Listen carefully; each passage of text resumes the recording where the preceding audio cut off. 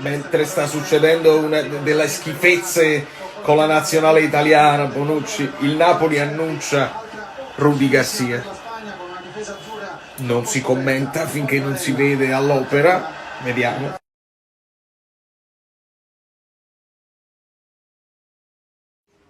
Il violino, il violino più piccolo del mondo. Ne abbiamo parlato, si potrà riprendere. Il Napoli mi invecchia il video su Galtier, che me l'ero studiato proprio bene.